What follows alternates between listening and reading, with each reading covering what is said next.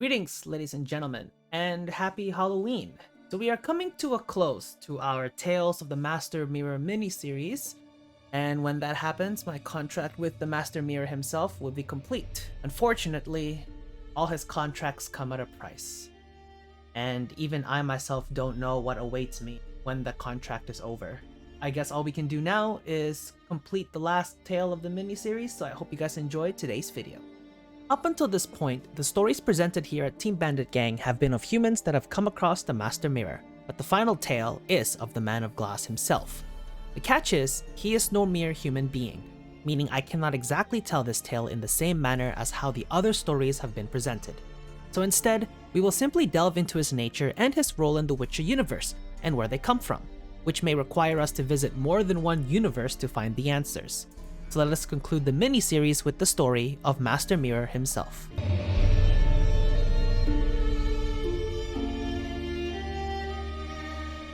Gontaro Dim is a character that plays a very minor role in The Witcher 3, but plays a more major role in the Hearts of Stone expansion, as well as some references of him made in the Blood and Wine. We will be referencing his role in the Hearts of Stone more than others unless necessary. Our first look at Gontaro Dim is when Geralt speaks to him at the inn at the crossroads to give him a hint as to where to find Yennefer. However, the important detail is what he says in the end, hinting an indication that we will see more of the Master Mirror down the road. We men of the road must stick together. Perhaps one day I'll be in trouble and you'll be nearby to help.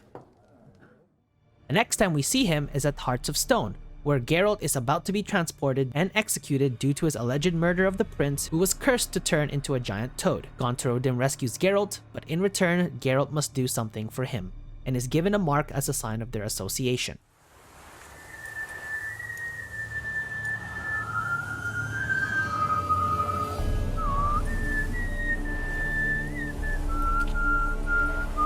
I knew you'd come.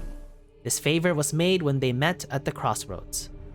Gontaro Dim then tells Geralt of the deal he made with Olgierd and that he cannot finish it and claim his soul unless Olgierd's wishes were made by a proxy, which Geralt agrees to. Geralt would then perform the wishes for Olgierd as per Odim's plan, but we see in some scenes where the Master Mirror is in the background throughout the story, perhaps keeping an eye on the progress of Geralt as he fulfills Olgierd's wishes. Now, it is quite ironic that for someone who possesses the power of claiming souls and even manipulating time, he is hardly known in the Witcher universe by its inhabitant. His very humane presence makes it hard for those to see a more vile and cruel side behind him, especially from someone who is known as the Devil Incarnate. Besides, what is wrong with someone who helps out those in return for mere favors? We see hints of the Devil Incarnate in reference to Gontaro Dim through someone saying the word devil shortly after he resumes time. What, the devil? As well as through Professor Shakeslock's research. Based on what we have observed in the other stories, we know Gontaro Dim to be someone who likes to operate behind the scenes. He likes to make pacts with people to toy with their morals and punish those who decide to go back on their word or abuse their wishes, revealing their rotten natures. When it comes to his nature, he doesn't always make contracts with those he plays with. We see this example with Marlene de Trastamara. He approached her as a beggar and tested her morals in Temerian custom by begging for food. When she refused, he cursed her, turning her into a spotted wight, not being cured or killed until Geralt finds her. For a character in the Witcher universe that almost nobody knows the first thing about, if the player does enough research and watches enough videos, wink wink, in an article in Eurogamer titled The Making of The Witcher 3's Greatest Villain, there are references made throughout where Gontaro Dim's nature comes from. As a side note, I will not be making a reference to his use of the wooden spoons because that is explained in the video covering Marlene de Trastamara, which we will have a link to in the description below. The name, Gontaro Dim, as well as the titles he is known as throughout his time, in themselves hold a lot of clues as to what he is. When you look at his first name, Gaunter, it is similar to Leyland Gaunt, the main antagonist in Stephen King's novel Needful Things, who is known for tricking people into giving their souls to him through very lucrative deals. Very similar to Gontaro Dim's love for making deals in exchange for souls in The Witcher 3. His last name, Odim, is also a reference to Walter Odim, the alias of Randall Flagg, who is another very well-known antagonist in the Stephen King multiverse performing evil deeds across universes. When we see how he conducts business with people through the use of contracts and deals, this is also a reference to the Polish legend of Pan Twardowski. According to legend, Twardowski made a deal with the devil to sell his soul in exchange for special powers and great knowledge. However, in an attempt to outwit the devil, he added a clause in which his soul can only be claimed in Rome, a place that he would never go to.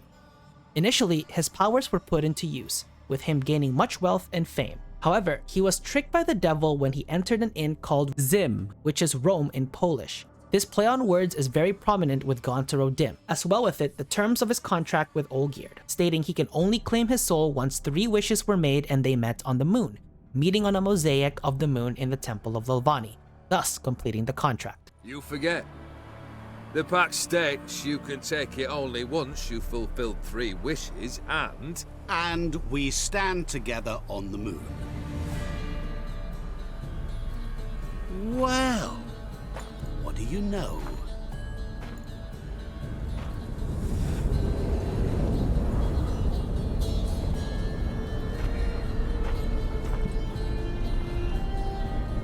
What? No. We had a pact. The moon is there. There! Not here. I gave you what you wished for. Here, on the moon, our contract you fulfill. Even his humane presence in the game has a reference.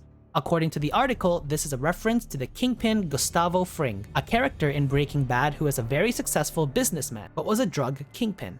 He was very known for hiding in plain sight. Sounds familiar? We can also look at his titles, Man of Glass and Master Mirror.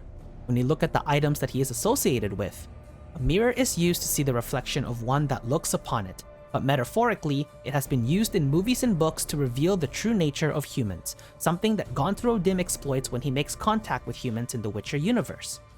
The most infamous use of this object is during the riddle he gives Geralt in order to save Olgierd's life. To all things and men I appertain, and yet by some am shunned and disdained. Fondle me and ogle me till you're insane, but no blow can harm me, cause me pain. Children delight in me, elders take fright, fair maids rejoice and spin. Cry and I weep, yawn and I sleep, smile and I shall grin. What was that supposed to be? You tell me. What am I? While the obvious answer is a mirror, in fact it is water that also fits the description of this riddle.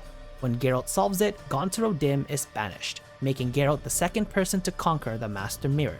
But he vows to return one day and wreak havoc and return to his old ways once again.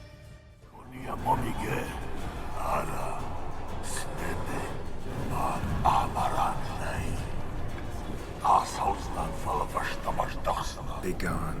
You've lost.